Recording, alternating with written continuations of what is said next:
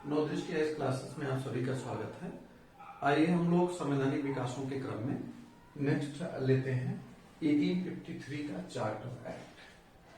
1853 तक जाते जाते अगर हम लोग पृष्ठभूमि पर थोड़ा सा दृष्टिपात करें तो ये पाते हैं कि कंपनी का भारत पर एक छत्र राज्य स्थापित हो चुका था। और अब जैसा कि जानते हैं 1848 तक जाते जाते 48-49 में पंजाब का भी विलय हो चुका था पूरी तरीके से, यानी जो पंजाब का सिख राज था वो भी समाप्त हो चुका था और लगभग सभी इलाके भारत के प्रत्यक्ष या अप्रत्यक्ष रूप से ब्रिटिश शासन के अधीन आ गए थे।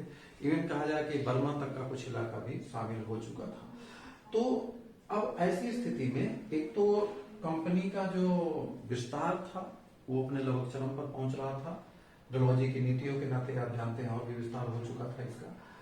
दूसरी बात ये थी कि इंग्लैंड में अब ये कहा जाने लगा कि कंपनी के भविष्य को लेकर के जो 20 साल का हम वो रखते हैं कि चार्टर 20 साल बढ़ा देते हैं, अब इस परंपरा को खत्म करने की जरूरत है। दूसरी बात ये भी थी कि भारत का शासन इतना बड़ा होता जा रहा था, बहुत बड़ा भौगोलिक एरिया, जनसंख्या भी काफी अधिक, तो उसको लेकर के भी एक बात ये थी कि भारत के शासन को कैसे ज्यादा से ज्यादा बेहतर और व्यवस्थित बनाया जाए। हालांकि भारतीयों के संदर्भ में ये महत्व नहीं रखता था, ज्यादा से ज्यादा इसकी जरूरत थी इंग्लैंड को महसूस हो रही थी, ताकि भारत अब औद्योगिक क्रांति जो अपने एक ऐसे चरण में पहुंच रही थी जब बहुत बड़े पैमाने पर पूंजी का निवेश भारत में होना था, वो भी बहुत सुरक्षित तरीके से, तो भारत को बहुत ही सुरक्षित तरीके से संजो करके रखने के लिए भी इस अधिनियम में महत्वपूर्ण प्रावधान किए गए। आइए देखते हैं कौन कौन से महत्वपूर्ण प्रावधान इस अधिनियम में किए गए।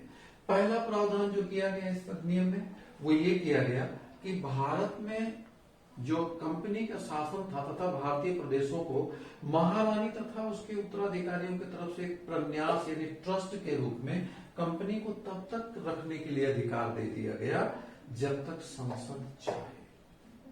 मतलब अब हर 20 साल पर चार्टर का प्रोविजन समाप्त किया गया, यानी कंपनी का चार्टर अनलिमिटेड पीरियड के लिए एक्सटेंड कर दिया गया।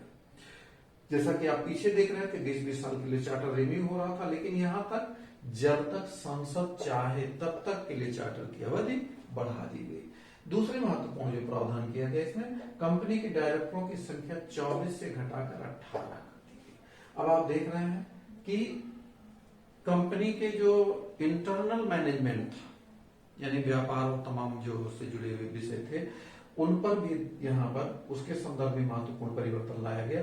पहले डायरेक्टरों की संख्या 24 थी, उसको घटा करके 18 कर दिया और इसमें 6 क्राउन द्वारा मनोनीत होते थे। आप जानते हैं जो डायरेक्टर्स होते हैं वो शेयर होल्डर द्वारा चुने जाते थे, लेकिन अब आप देख रहे हैं कि 24 से 18 कर दिए गए। 18 में से 6 क्राउन द्वारा मनोनीत किए जाने, यानी जो कंपनी के स्टेक होल्डर हैं उनका इंपॉर्टेंस घटा। पहले 24 डायरेक्टर वो लोग चुनते थे, अब 24 से घटा करके 18 डायरेक्टर कर दिए गए और 18 में से 6 क्राउन द्वारा मनोनीत होंगे, यानी अब सिर्फ 12 डायरेक्टर कंपनी के जो बड़े स्टेक होल्डर हैं वो निर्वाचित करेंगे। तो इस तरीके से आप देखें कंपनी की शक्ति लगातार घटती जा रही है, जो कि जो आगे ट्रांजिशन आने वाला था उस दृष्टि से भी महत्व रखता है। अगला कहा गया नियुक्तियों के संबंध में डायरेक्टरों के संरक्षण को समाप्त कर दिया गया। डायरेक्टरों को अधिकार था कि वो सीधी भर्ती कर सकते थे, अब यहाँ कर दिया गया अब सभी नियुक्तियां प्रतियोगिता परीक्षाओं के द्वारा की जानी थी, यानी जो अब भर्तियां होंगी नियुक्तियां होंगी वो उसके लिए कॉम्पिटिटिव एग्जाम्स। ये मार्क करने वाली बात है कि कॉम्पिटिटिव एग्जाम यहीं से इंट्रोड्यूस किए गए, प्रतियोगिता परीक्षाओं को यहीं से इंट्रोड्यूस किया गया, यानी अब जो बड़े प्रशासनिक पदों के लिए नियुक्तियां होंगी भर्तियां होंगी वो प्रतियोगिता परीक्षा के आधार पर होंगी। और आप जानते हैं कि 1833 के चार्टर एक्ट में पहले से प्रोविजन किया गया था कि योग्यता को इसमें आधार माना जाएगा। अगला महत्वपूर्ण परिवर्तन किया गया, हम लोग पीछे देखे कि पार्ट टाइम मेंबर था लॉ मेंबर यानी विधि सदस्य, अब उसको बना दिया गया गवर्नर जनरल की काउंसिल का एक पूर्णकालिक सदस्य बना दिया गया, यानी परमानेंट मेंबर बन गया। जैसे बाकी 3 और थे वैसे ये चौथा लॉ मेंबर भी मतलब पूर्णकालिक सदस्य हो गया। अगला महत्वपूर्ण प्रोविजन है गवर्नर जनरल की कार्यकारी परिषद में 6 अतिरिक्त सदस्यों की नियुक्ति की गई। क्योंकि अब भारत बहुत बड़ा हो गया था, ब्रिटिश राज्य भारत का कह लीजिए, तो इतने बड़े शासन को संचालित करने के लिए तमाम विधियों विधानों की जरूरत थी। सारी विधियां लंदन से पार्लियामेंट बना करके नहीं इंडिया भेज सकती थी। बहुत सारी विधियों की जरूरत थी जो यहाँ की परिस्थितियों को ध्यान में रखते हुए निर्मित की जाए, और इसके लिए बड़ा जरूरी था कि कोई लेजिस्लेशन की व्यवस्था गवर्नर जनरल के अंडर की जाए। तो इस प्रकार यहाँ पर पहली बार क्या किया गया, 6 अतिरिक्त सदस्य जोड़े गए, और इस प्रकार भारत में लघु विधान परिषद, या कहते हैं भारत में संसदीय प्रणाली का यहीं से शुरुआत हुआ। इसी को कहते हैं कि भारत में संसदीय प्रणाली की शुरुआत हुई, मतलब बीज रूप में।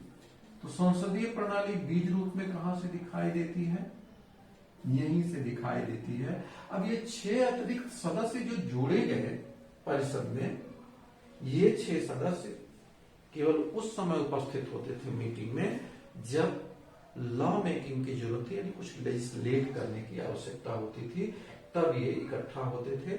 और हम जानते हैं कि संसद का काम भी यही है, पार्लियामेंट का काम भी यही है।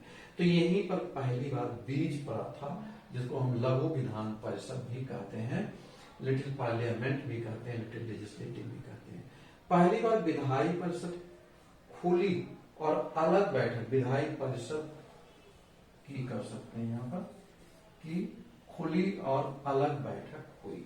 मतलब अब ये विधायी परिषद अलग बैठेगी, मतलब एक तो एग्जीक्यूटिव मीटिंग होती थी एग्जीक्यूटिव पर्पजेज के लिए, अब लेजिस्लेटिव पर्पजेज के लिए मीटिंग होगी जो अलग होगी। ये महत्वपूर्ण प्रावधान यहाँ पर किया गया। नेक्स्ट आया, गवर्नर जनरल को वीटो पावर प्रदान किया गया। वीटो पावर क्या होता है, यानी परिषद का कोई निर्णय अगर उसे गवर्नर जनरल सहमत नहीं है और वाइटल इंटरेस्ट में अगर उसे ध्यान देने की जरूरत पड़े, तो वो अपने वीटो पावर का इस्तेमाल कर सकता था, यानी इसके निर्णय को निरस्त कर सकता था। तो वीटो पावर यहाँ से इंट्रोड्यूस कर दिया गया। अगला है, कोई भी विधेयक गवर्नर जनरल की स्वीकृति के बिना कानून नहीं बन सकता था, ये दिया गया। यानी गवर्नर जनरल की मुहर किसी भी विधेयक पर जरूरी थी, यानी जो बिल पास हुआ किसके द्वारा, लघु विधान परिषद द्वारा, उस पर गवर्नर जनरल का सिग्नेचर या स्वीकृति आवश्यक थी। एक व्यवस्था और की गई, 1854 से बंगाल का शासन लेफ्टिनेंट गवर्नर को सौंप दिया गया। यहाँ एक प्रणाली लाई गई। गवर्नर जनरल अभी तक भारत का गवर्नर जनरल बंगाल का भी गवर्नर हुआ करता था। अब इसके नाते उसके ऊपर दोहरी जिम्मेदारी थी, एक तो पूरे भारत के प्रशासनिक मामलों की जिम्मेदारी और दूसरे बंगाल जैसे इतने बड़े प्रांत की जिम्मेदारी। तो ये दोहरा बर्डन हो जाता था, और बंगाल जैसे प्रांत के लिए तो अलग से बड़े गवर्नर की जरूरत थी। दूसरी बात ये भी हो जाती कि अगर गवर्नर जनरल स्वयं किसी प्रांत का गवर्नर हो तो बाकी प्रांतों का को ये लगेगा कि उनके साथ थोड़ा बायसनेस हो रहा। तो इस वजह से भी ये किया गया कि गवर्नर जनरल से वो जिम्मेदारियां हटाई गई और एक लेफ्टिनेंट गवर्नर जनरल यहाँ पर नियुक्त किया गया बंगाल का शासन करने के लिए, यानी उप राज्यपाल यहाँ पर नियुक्त करने का प्रावधान किया गया। यानी ये काम कौन कर सकता था, गवर्नर जनरल, और 1854 से ये व्यवस्था लागू हो गई। तो इस तरह से अगर हम लोग देखें तो संवैधानिक विकास की प्रक्रिया आगे की ओर बढ़ रही है तेजी से। अब हम लोग देख रहे हैं यहाँ पर एक लेजिस्लेटिव बॉडी भी एग्जिस्टेंस में आ गई और वीटो का कॉन्सेप्ट भी आ गया। तो इस वजह से अगर हम लोग देखें तो इस चार्टर एक्ट की अपनी विशेष महत्ता है।